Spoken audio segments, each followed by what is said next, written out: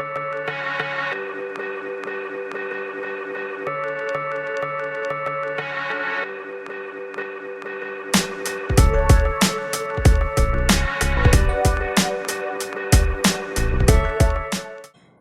мои дорогие мальчики и девочки, учащиеся 7 класса. Я вас приглашаю сегодня опять на урок биологии. На прошлом уроке вы узнали основные таксономические единицы цветковых растений.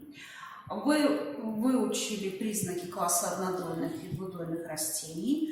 Я надеюсь, что вы умеете визуально определять растения, разделять на два класса, однодольные и двудольные. А сегодня мы с вами будем двигаться дальше в изучении покрытосеменных растений. Будем знакомиться с растениями ближе.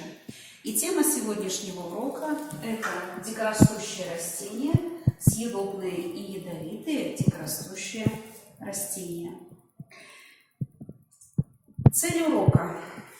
К концу моего сегодняшнего урока я предполагаю, что вы будете знать основные дикорастущие растения леса, луга, болота и водоема. Основные растения. То есть вы назовете, как минимум 5 растений, вы назовете.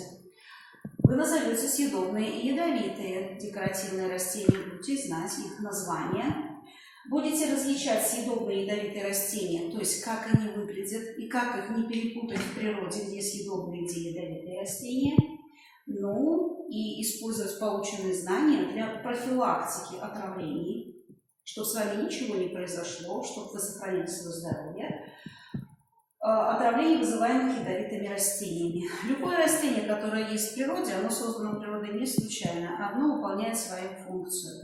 И нам надо грамотно подходить к растениям. А для того, чтобы сохранить собственное здоровье и здоровье окружающих, нам нужны знания. И вот за знаниями я сегодня вас приглашаю к себе на урок. Итак, какие же растения называются дикорастущими? Понятно, что это растения, которые человек не садит, они растут сами в дикой природе. Это растения, которые мы можем встретить в лесу, на болоте, возле водоемов и на лугах. И сейчас мы с вами отправимся в такое виртуальное путешествие. Я вас приглашаю в Березинский заповедник. Это один из заповедников в Беларуси, находится в нашей Витебской области.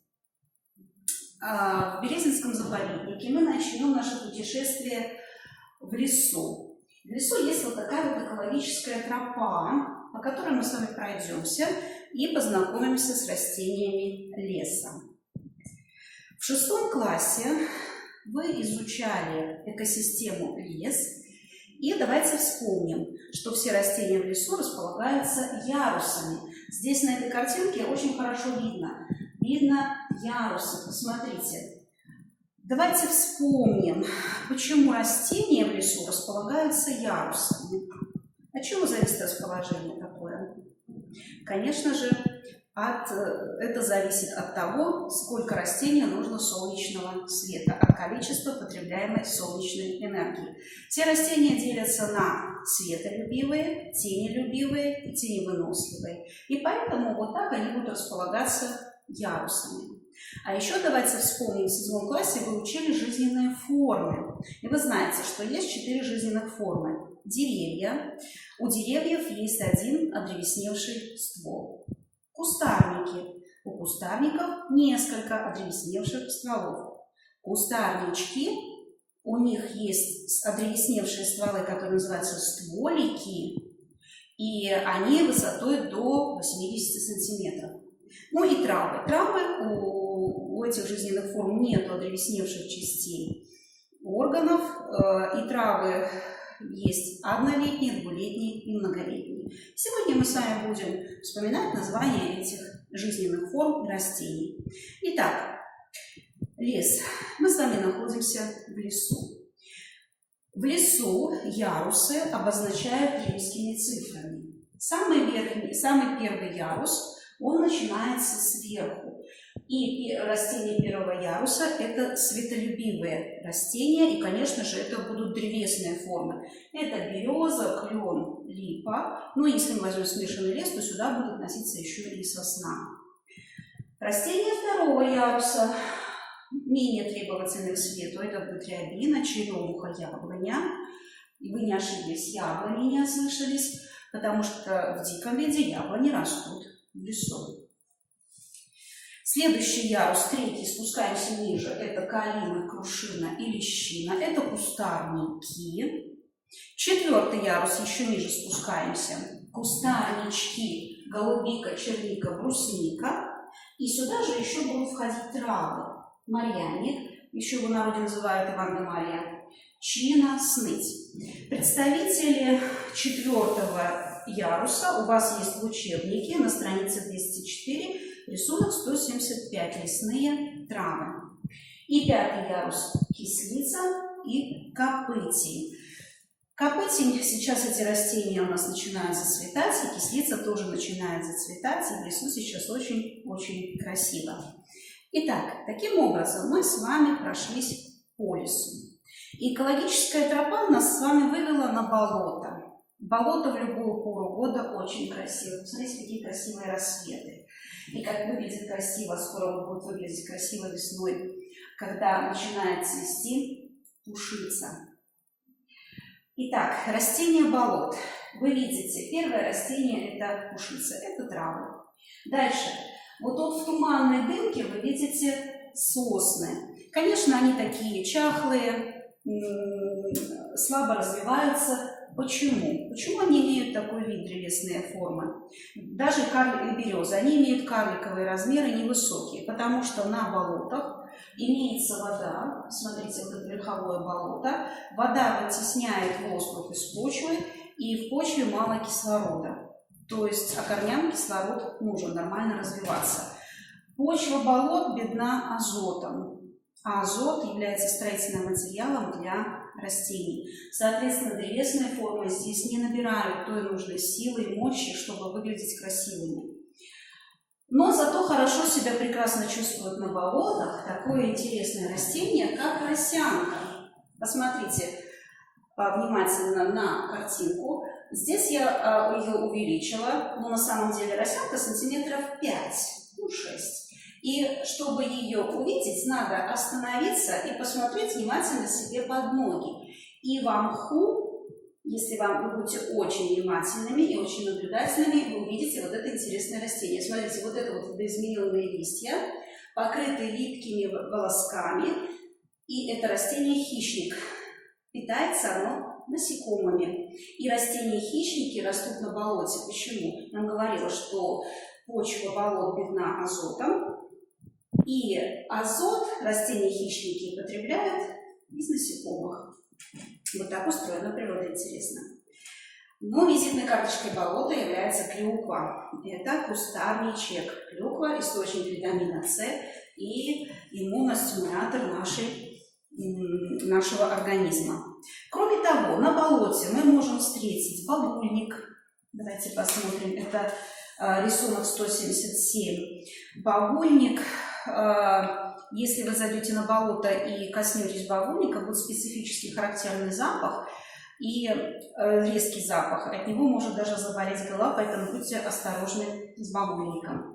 Кроме того, брусника на болоте, пушица вот у вас есть тоже в учебнике на рисунке, белокрыльник болотный и сабельник болотный. Вот такие растения обитают на болоте. Если мы обогнем болото, то мы с вами выйдем на луг. И сразу почувствуем запах разнотравья. На лугу растения также располагаются ярусами. Опять же, по требованию к свету.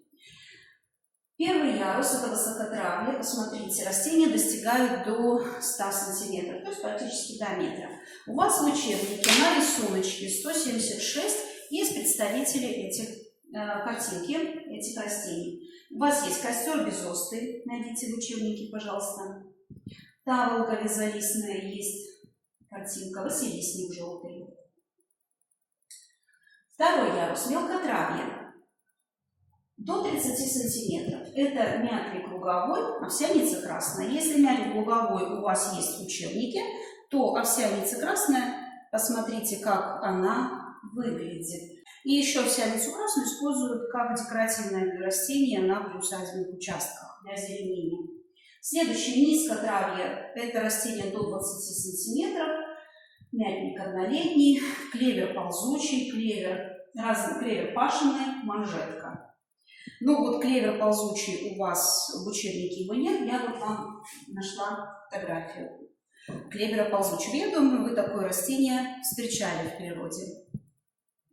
И приповерхностный слой – это растение, которое чуть-чуть поднимается над поверхностью земли. Это Вероника лекарственная, вербейник монетчатый, тимьян ползучий. Я хочу остановиться на тимьяне ползучем. Вот его фотография. В народе его называют чебрец.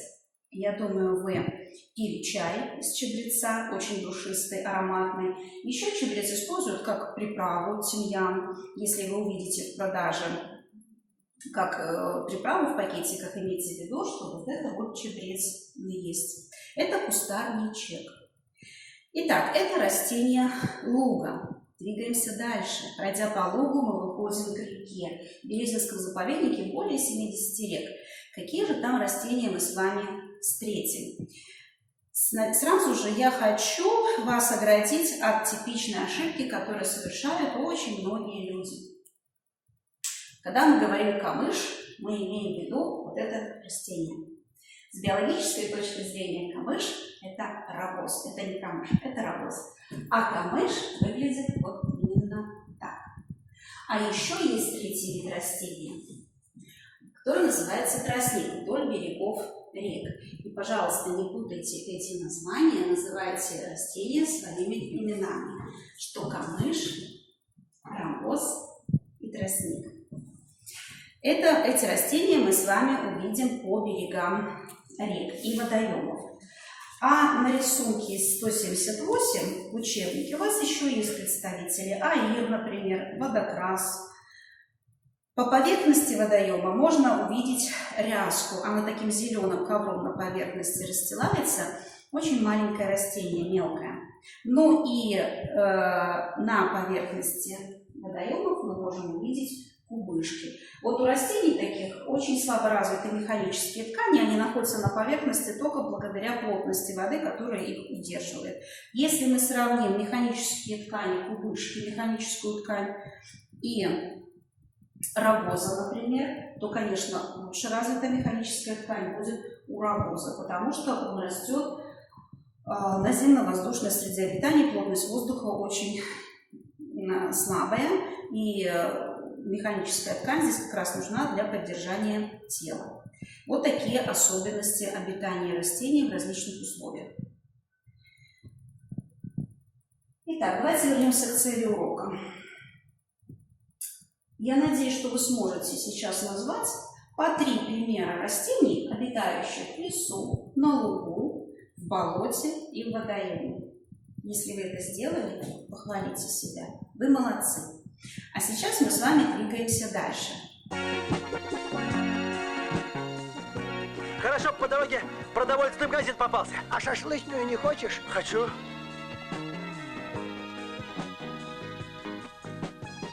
Сан Саныч, как вы думаете, эти ягоды есть можно, а? Можно. Только отравишься.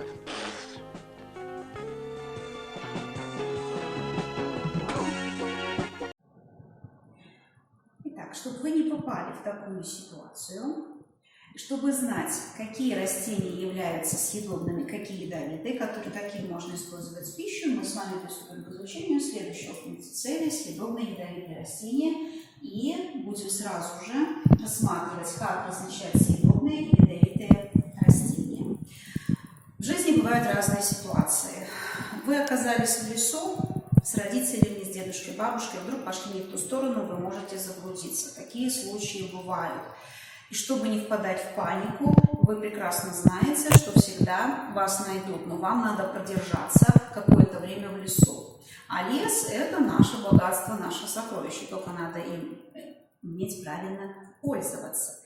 Итак, давайте знакомиться с съедобными растениями. Как поддержать себя, пока вас будут искать. Итак, конечно же, если вы увидите вот такое растение, усыпанное красными ягодами, я надеюсь, что вы узнали, это малина. Ешьте смело, не бойтесь. Очень похоже на малину растение ежевика. Очень полезные ее плоды. Но чем отличается малина от ежевики? Посмотрите, ягоды зрелые, когда она уже полностью созрела, они имеют черный цвет.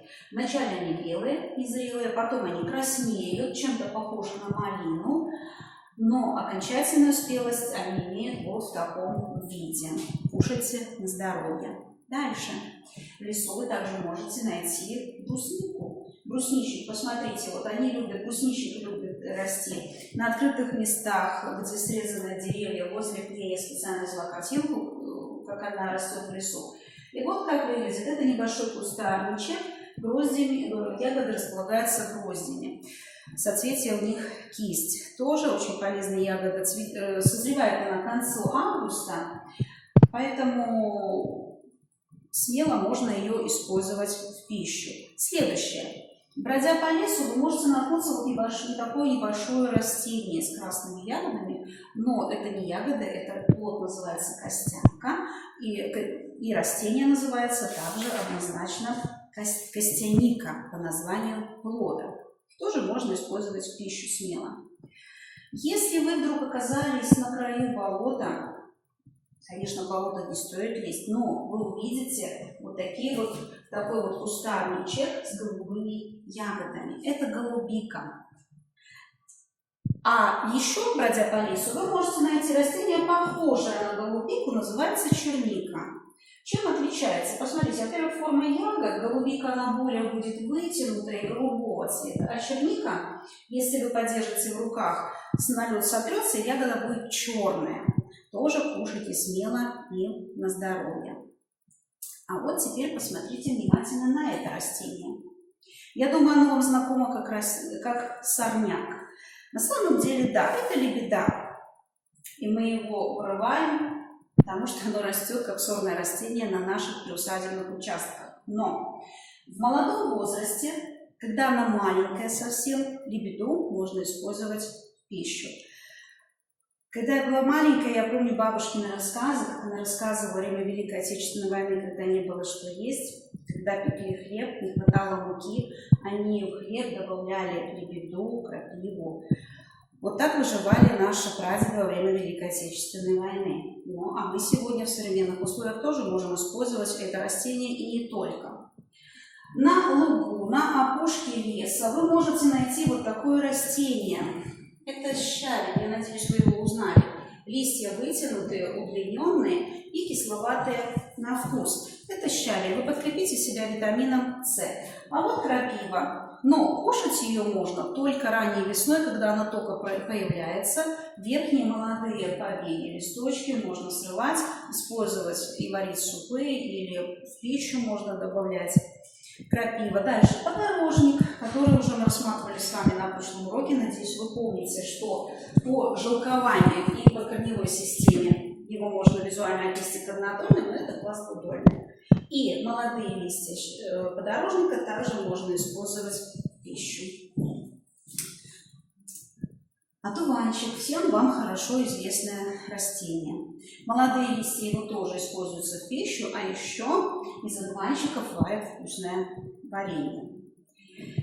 А вот растение кислица. Надеюсь, вы помните, когда мы с вами виртуально гуляли по лесу в Березинском заповеднике, кислица, мы можем найти кислицу в пятом, в самом нижнем ярусе леса.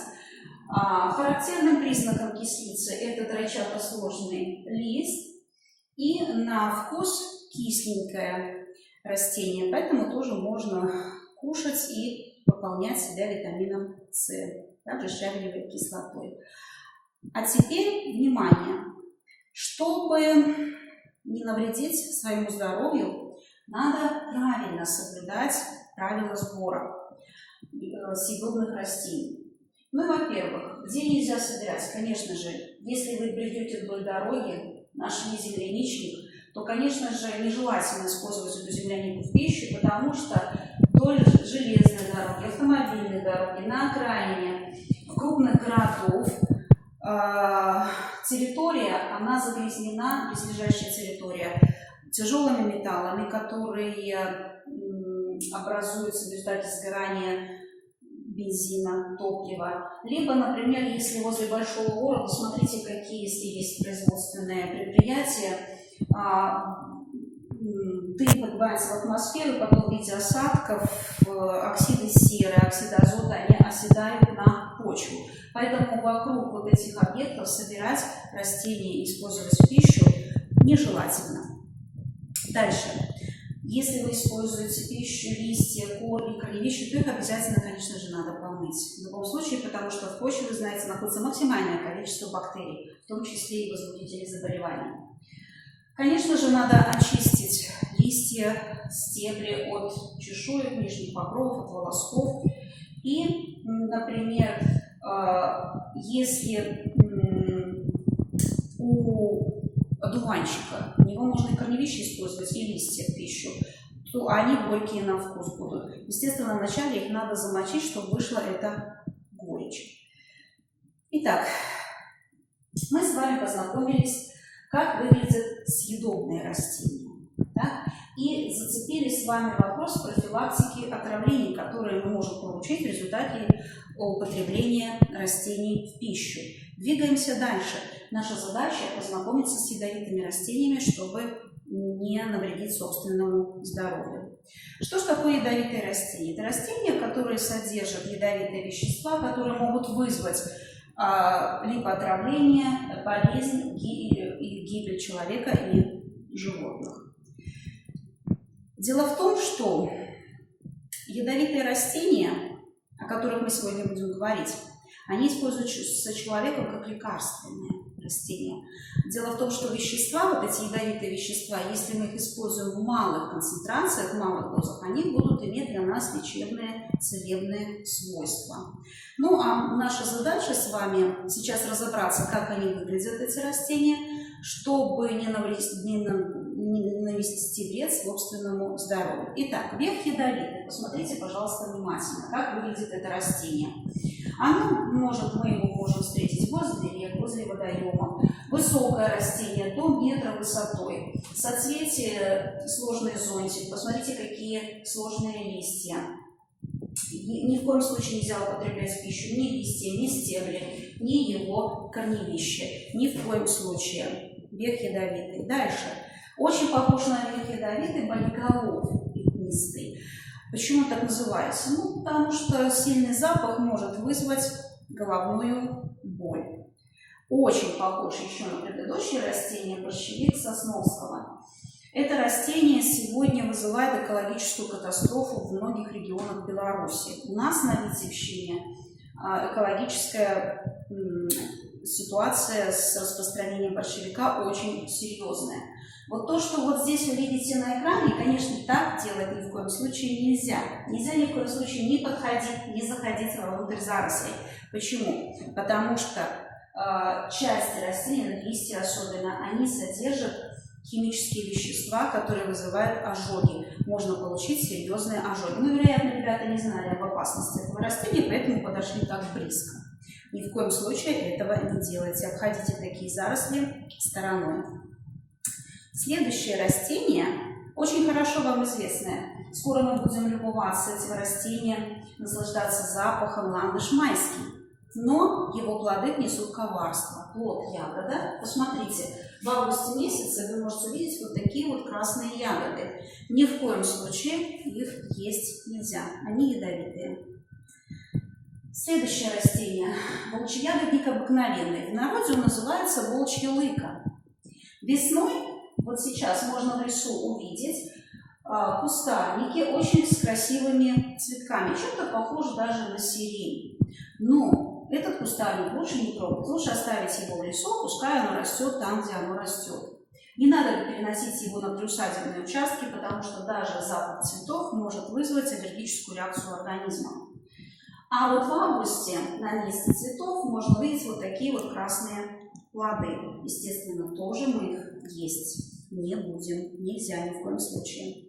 Следующее растение – красавка обыкновенная или блина, ее еще называют. Вот вы можете видеть такое высокое травянистое растение. А если мы рассмотрим поближе, такие красивые черные ягоды, которые привлекают детей. Но ни в коем случае не путайте с черникой. Это не черника. Черника, она не имеет такого вот блестящего черного цвета. Вы видели, что черника такого темно-синего цвета и матовая. Пожалуйста, не путайте с черникой.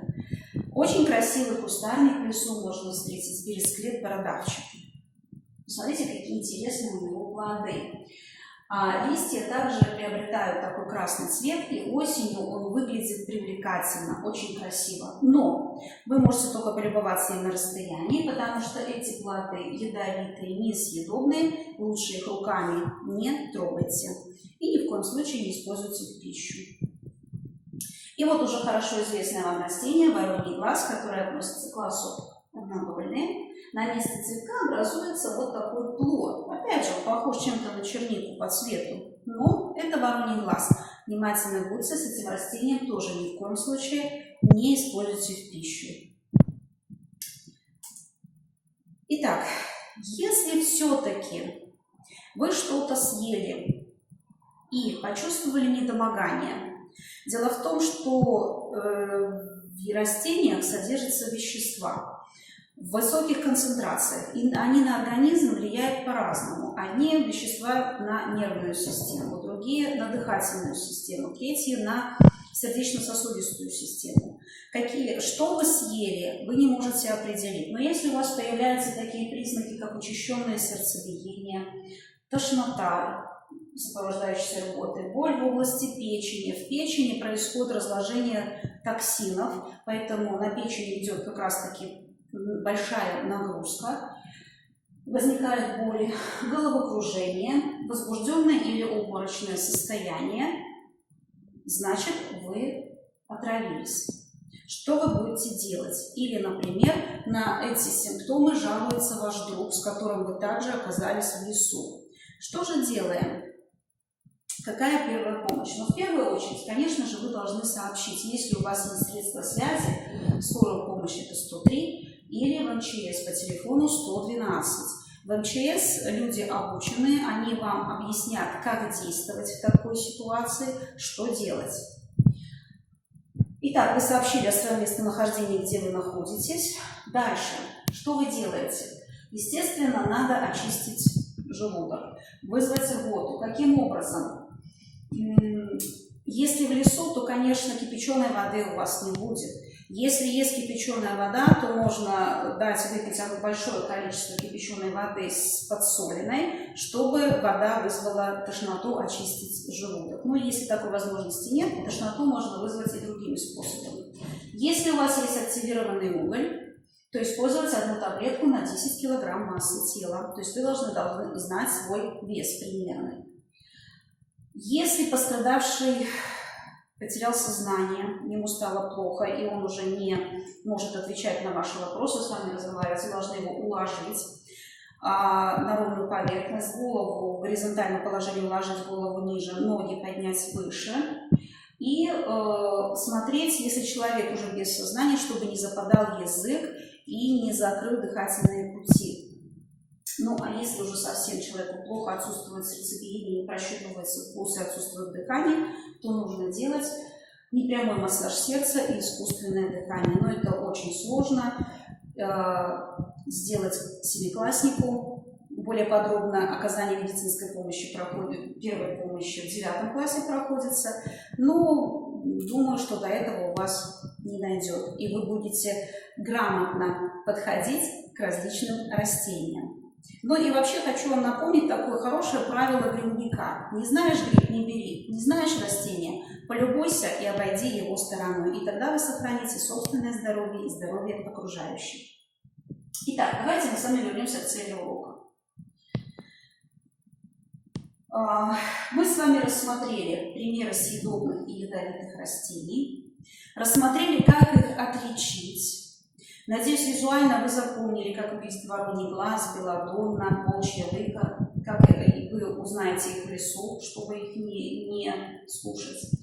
Ну и полученные навыки, то, что вы уже знаете, как выглядят ядовитые растения, вы не будете их использовать в пищу. Ну а если вдруг что-то случилось, то вы сможете оказать первую помощь. Итак, мы с вами цели урока выполнили. Насколько вы их достигли, вы можете себя проверить сами. Я все отметила зеленым цветом, потому что это выполнение целей, и переходим к домашнему заданию. Если у вас возникли проблемы, то вы изучите самостоятельно параграф 41 и 42 и ответьте на вопросы после параграфов. Там очень интересные вопросы.